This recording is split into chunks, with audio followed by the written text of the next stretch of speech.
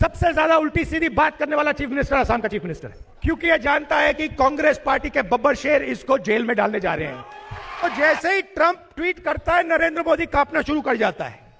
असम के मुख्यमंत्री की पत्नी के पास से 3-3 पासपोर्ट मिला है साथियों, वो भी अलग अलग देशों का।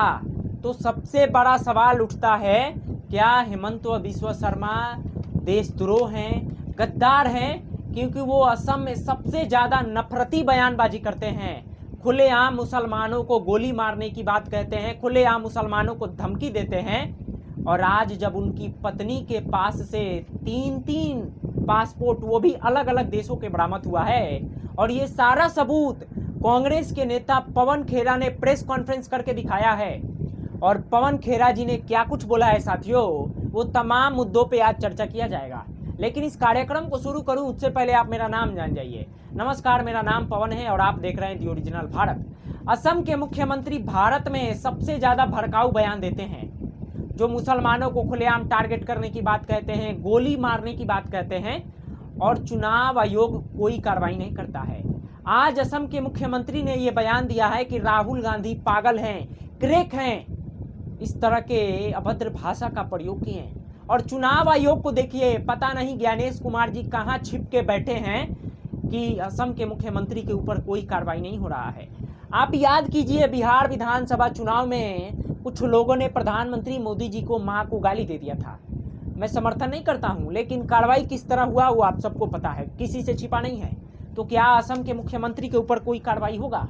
साथियों, राहुल गांधी ने इसको लेकर बोला है कि भारत का सबसे भ्रष्ट मुख्यमंत्री अगर कोई है तो वो हेमंत बिस्वा शर्मा है, और हमारी सरकार असम में बन गई तो हेमंत बिस्वा शर्मा को हम छोड़ेंगे नहीं।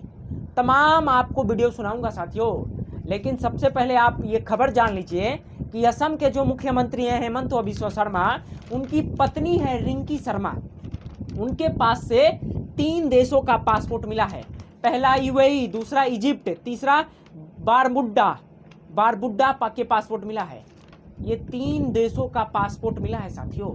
और कांग्रेस के नेता पवन खेरा जी ने यह बात बोला है कि असम के मुख्यमंत्री प्रूफ करके दिखाएं कि ये सब गलत है, जवाब दे। अमित शाह एसआईटी गठित करे और जांच करके बताएं कि सबसे बड़ा गद्दार कौन है।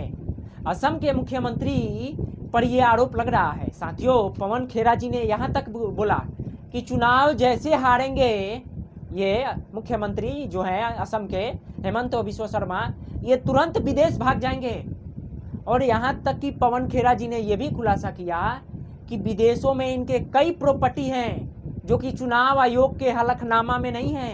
तो साथियों, सबसे पहले आप पवन खेरा जी का बयान सुनिए कि जिस मुख्यमंत्री की पूरी राजनीति मुसलमानों के खिलाफ नफरत पर आधारित हो, उसकी अपनी पत्नी 2 मुस्लिम देशों के पासपोर्ट रखती हो और एक एंटीगुआ का पासपोर्ट रखती हो, नंबर 1। नंबर 2, हम ये जानना चाहते हैं, क्योंकि भारत के कानून के हिसाब से आप ड्यूअल सिटीजनशिप यानी कि दोहरी नागरिकता नहीं रख सकते।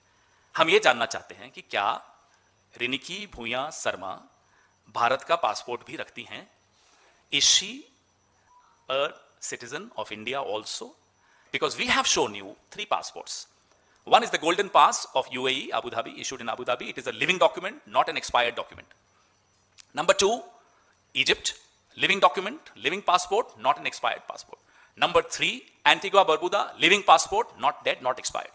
How can an Indian national have 3 passports of 3 different countries? दूसरों को तो नसीहत और खुद मियां फजीहत। दूसरों के लिए कहते हैं ये वहां का, ये पाकिस्तान, ये बांग्लादेश, और खुद अपने घर में 3-3 पासपोर्ट आपकी धर्मपत्नी के हैं। ये सामने है। क्या अमित शाह जो गृह मंत्री हैं, और सुनते तो हैं, पूरा देश ये जानता भी है कि हेमंता बिस्वा शर्मा अमित शाह के दत्तक पुत्र हैं। He is like an adopted son of Amit Shah. Jay Shah से जितनी वो मोहब्बत करते हैं, उसने थोड़ी सी कम हेमंता बिस्वा शर्मा से करते हैं। गद्दार कौन है आप फैसला कीजिएगा। मैं आपके ऊपर छोड़ता हूं साथियों कि असली गद्दार कौन है। जिनके पास 3-3 देशों का पासपोर्ट मिले, गद्दार कौन है? अगला वीडियो देखिए कि दुबई में प्रॉपर्टी है और किस तरह से चुनाव आयोग के हलफनामे में छिपाया गया। अब आइए आप इनकी प्रॉपर्टी जो दुबई में है, एम ग्रुप, रिनिकी भूया शर्मा, ये आपके सामने एक प्रॉपर्टी है। अब आइए आप इनकी दूसरी प्रॉपर्टी पर, property type flat, Al Barsha south fourth, ये सारे म्युनिसिपैलिटी नंबर, बिल्डिंग नंबर, ये सब कुछ। ओनर्स पे आ जाइए, एम ग्रुप, रिनिकी भूया शर्मा।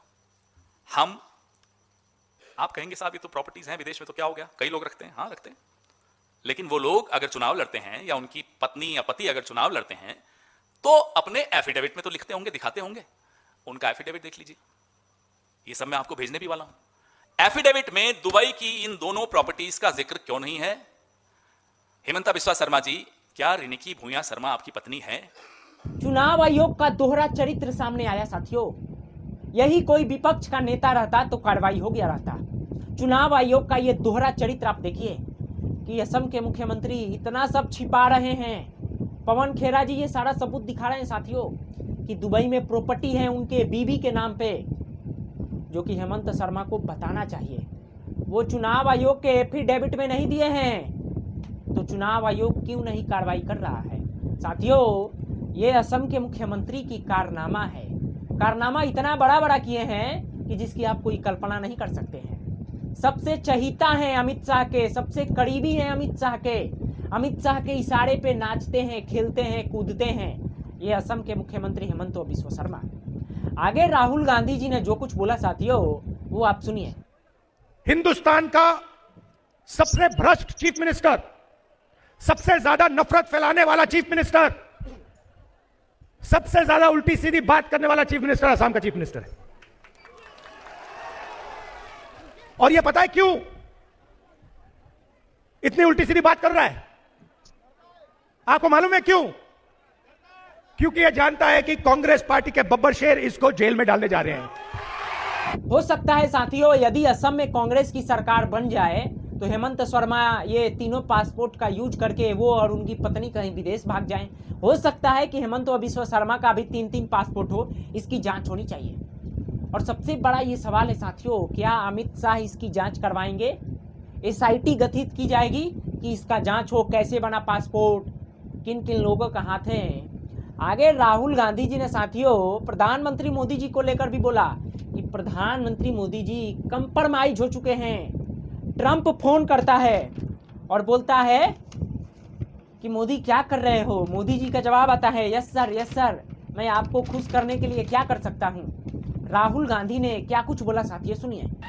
वो डोनाल्ड ट्रंप कहता है, पब्लिक में कहता है, खुल के ट्विटर पे कहता है, हिंदुस्तान के प्रधानमंत्री का जो करियर है मैं 1 मिनट में खत्म कर सकता हूं।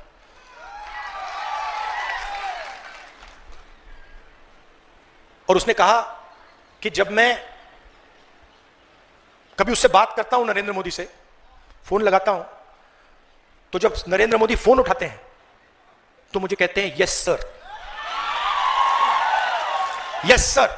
हिंदुस्तान का प्रधानमंत्री देखो कहां पहुंच गया है।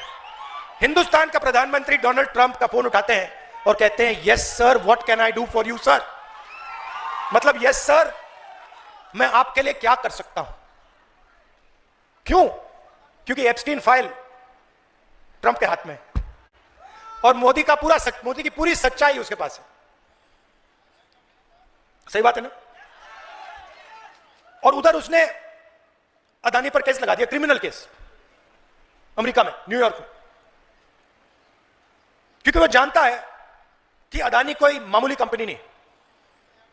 अदानी जो कंपनी है वो बीजेपी का फाइनेंशियल पैसे का सिस्टम है, वो जानता है। तो आमतौर से इसको लोग अदानी कंपनी कहते हैं, इसका सच्चा नाम मोदानी कंपनी है। ये दोनों की है।